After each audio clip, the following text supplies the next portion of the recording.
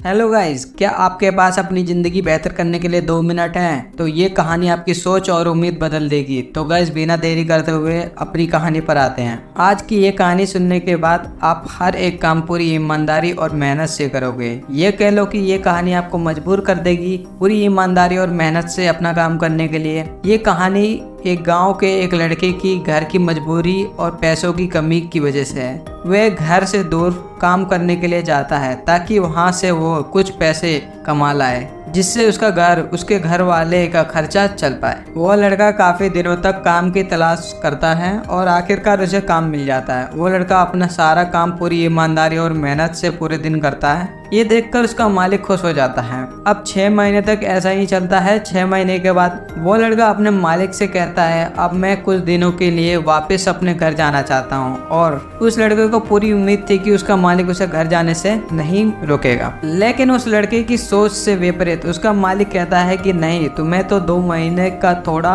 और काम करना होगा, फिर उसके बाद अपने घर जा सकते हो। लड़के को थोड़ा गुस्सा आता है, लेकिन वो अपने गुस्से को शांत करके मालिक से पूछता है, बताइए मालिक, कौन सा काम है? उसका मालिक कहता है, हमें एक घर खरीदना है। तुम पूरे शहर में घूमो और तुम्हें जो अच्छा घर लगे वो घर खरीद लो, और जैसे ही ये काम खत्म हो जाता है तो तुम वापस घर अपने चले जाना। ये सुनकर वो गांव का लड़का खुश हो जाता है और जल्दी जल्दी घर को खरीदने का काम खत्म कर देता है। वो मालिक के पास जाता है और कहता है, मालिक, मैंने सबसे अच्छा घर आपके लिए खरीद लिया है। मालिक हैरान हो जाता है और कहता है, सिर्फ 10 दिनों में तुमने अच्छा सा घर खरीद लिया? गांव का लड़का कहता है, हाँ, ये घर काफी बढ़िया था, इसलिए मैंने खरीद लिया। और कहता है कि क्या अब मैं भी अपने घर कुछ दिनों के लिए वापस जा सकता हूँ? मालिक कहता है कि नहीं, तुम सिर्फ 2 दिनों के लिए अपने घर वापस जा सकते हो।